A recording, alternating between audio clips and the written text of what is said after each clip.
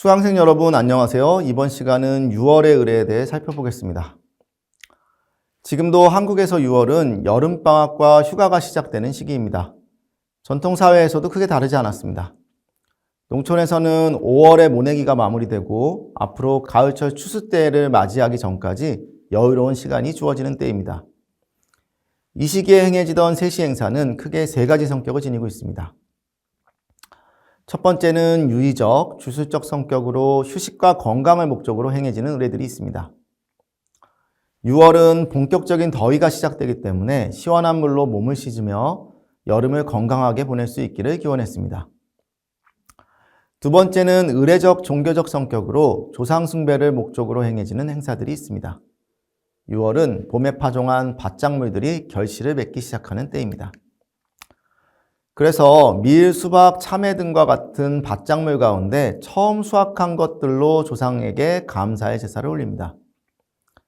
이처럼 계절에 처음 난 음식으로 올리는 제사를 천신이라고 합니다.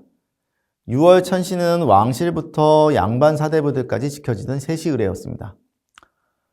마지막은 역시 주술적 성격을 띠는 의례들입니다. 첫 번째와 다른 점은 생업에 있어서의 풍요를 기원하는 의례라는 점입니다. 6월의 농촌에서는 집집마다 5월에 옮겨 심은 모들이 논에 잘 자리 잡고 장마와 병충해 피해 없이 성장하기를 농경신에게 기도했습니다. 농경신은 물을 관장하는 용신으로 관념되었으며 6월 전국의 농촌에서는 논으로 옮겨 심은 모가 잘 성장하기 위해서 논에 물이 마르지 않고 일정한 수위로 관리될 수 있기를 기원했습니다. 마지막으로 살펴볼 여름의 세시는 유두입니다. 유두일은 시간상으로는 6월 15일이고 달리 소두, 수두라고도 불립니다. 유두란 말은 동유수두 목욕을 줄인 말입니다. 글자 그대로 해석하면 동쪽으로 흐르는 물에 목욕을 하고 머리를 감는다라는 의미입니다. 이로부터 유두일에 하는 행사들의 내용을 어느 정도 추정해 볼 수 있습니다. 유두일에는 머리를 감는다든지 물맞이를 한다든지 하는 일을 합니다. 그렇다면 왜 동쪽으로 흐르는 물로 머리를 감는 걸까요? 이유는 음양오행 사상과 관련이 있습니다. 음양오행 사상에 따르면 동서남북과 중앙의 각 방향은 상징적 의미를 지니고 있습니다. 이들 5방향 가운데 동쪽은 태양이 뜨는 곳으로 나무가 많아 항상 푸르기 때문에 청색을 의미합니다. 또 봄을 의미하며 탄생하는 곳으로 양기가 강하다고 여겨집니다. 따라서 동류수에 몸을 씻고 머리를 감으면 부정을 막고 여름에 질병을 물리칠 수 있다고 믿었습니다. 이러한 풍습의 기원은 아주 멀리까지 거슬러 올라갑니다. 고려 희종 때의 학자 김극기의 김거사집에는 동도의 풍속에 6월 15일 동류수에 머리를 감아 액을 떨어버리고 술 마시고 놀면서 유두잔치를 한다라고 기록되어 있어 유두의 풍속이 이미 신라시대부터 존재했음을 알 수 있습니다. 이후 고려사 명정 15년조에도 6월 나라의 풍속에 이달 15일에 동류수에 머리를 감아 상서롭지 아니함을 없앤다라고 쓰고 있어 유두 행사가 계속해서 지켜지고 있음을 보여줍니다. 한편 유두일은 6월 15일로 보름 명절이라는 의미도 있습니다.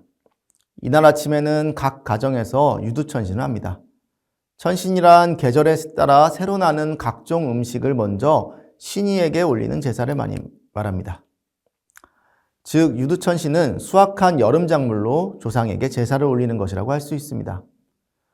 이 무렵에는 피, 조, 벼, 콩 등의 밭작물과 참외, 수박 같은 과일이 나기 시작하므로 이들을 제물로 준비합니다.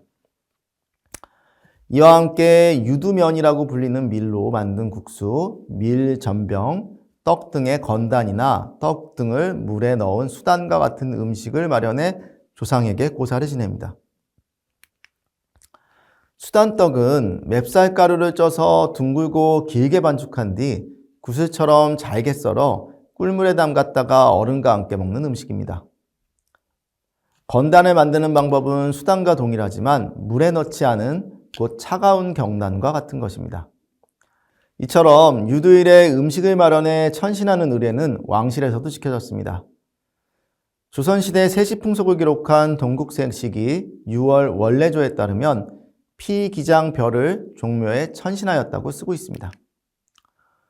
그러나 유두천신은 단오와 마찬가지로 시기가 내려오면서 양반 사대부들의 행사에서는 점차 제외되어 갔습니다. 조선 전기까지도 사대부들은 역시 유두일의 기원과 수단과 같은 음식의 제조 과정 등에 관심을 보이며 전통이 지속되었습니다. 하지만 후기에 오면서 유두에 대한 언급 자체가 드물어지거나 사라지고 민간의 명절로만 남게 됩니다. 유두일의 음식은 조상을에 사용하고 나누어 먹기 위해서 만들 뿐 아니라 나쁜 기운을 물리치는 부적의 의미로 만들기도 했습니다. 특히 밀가루를 만드는 유두면은 참밀의 누룩으로 만들 경우 유두국이라고도 하였습니다. 이것을 구슬 같은 모양으로 빚어 5가지 색으로 물들인 뒤 3개씩 포개어 색실에 깨워 몸에 차거나 문에 매달면 재앙을 막는다고 믿었습니다. 또한 농촌에서는 논이나 밭 가운데 음식을 차려놓고 농경신에게 풍년을 기원하는 고사인 용신제, 용제 혹은 밭제를 지냈습니다. 음식은 여름이 제철인 작물인 밀로 떡을 만들고 참외나 생선 등을 마련합니다. 이때 지역마다 준비하는 음식에는 차이가 있었는데 강원도, 서울, 경기도 등의 한반도 중부 일원에서는 밀부침과 밀국수를 준비했다면 전라북도와 경상북도 지역에서는 쌀로 찰떡이나 송편을 만들어 준비했습니다. 이렇게 준비한 재물을 논이나 밭 가운데 논두렁, 논의 물고 등에 차려놓고 그 논 혹은 밭의 주인이 농경신에게 기도합니다. 논에 물이 새지 않고 혹은 올해 지은 농사가 여름 동안 좋은 결실을 볼 수 있도록 비는 것입니다. 이때 농경신은 농사의 기본인 물을 관장하는 용신으로 관념되었습니다. 마지막으로 논밭마다 음식물을 땅에 묻거나 뿌리거나 가늘고 끝이 뾰족한 나무에 떡들을 끼워 논둑에 꽂아두는 것으로 의례가 마무리됩니다. 이제 강의를 마무리하겠습니다. 이번 강의에서는 한국의 세시 의례 가운데 2월부터 6월까지의 의례에 대해 살펴보았습니다.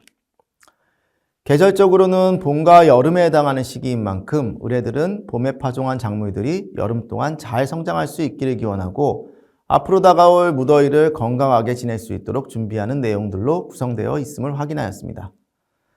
또 계절이 바뀌는 시점마다 조상에게 일을 알리고 인사를 올리는 행사들이 반복되고 있다는 사실도 알 수 있었습니다. 2월부터 6월의 세시 의례는 생산과 휴식, 종교, 사회적 기능을 모두 갖추고 있습니다. 생산 기술이 충분히 발전하지 못한 전통사회에서 농업, 어업 등의 생산활동은 자연환경의 영향에 민감할 수밖에 없었습니다. 봄과 여름은 씨앗을 뿌리고 성장을 기원하는 때이자 바다에 나가 고기를 잡고 바닷가에 해조류와 어패류를 채집하는 시기이기도 합니다. 이에 비바람 등의 생업활동에 직접적으로 영향을 미치는 자연 조건을 관장하는 자연신이나 한 곳에 함께 사는 주민들을 보호하는 수호신을 모시는 제사들이 매달 이루어졌습니다. 또 생업활동이 집중되는 시기이면서 동시에 여름의 무더위가 시작되는 때인 만큼 의례와 함께 놀이를 통해 휴식의 시간을 갖는 행사들도 있었습니다. 이를 통해 고단한 생업을 잠시 멈추고 몸과 마음의 건강을 돌볼 수 있도록 했습니다. 이 밖에도 계절에 따라 새로 나는 식물을 준비해 조상을 모시는 종교적, 사회적 의례들이 주기적으로 행해졌습니다. 이처럼 한국의 세시 의례는 계절의 변화에 따른 자연현상에 대한 해석, 중국으로부터 영향을 받은 유교와 도교 문화, 농업과 어업 등 지역별 생업의 종류에 따른 특성 등이 결합하면서 왕실로부터 민간에 이르기까지 한편으로는 보편적이면서도 또 계층적 지역별로 특수한 형태의 생활 문화를 형성해 왔다고 할 수 있습니다. 이번 강의는 11번째 강의로 세시 의례 2라는 주제로 살펴보았습니다. 다음 마지막 12번째 강의에서는 세시 의례 3이라는 주제로 그 3번째 강의를 이어가도록 하겠습니다. 감사합니다.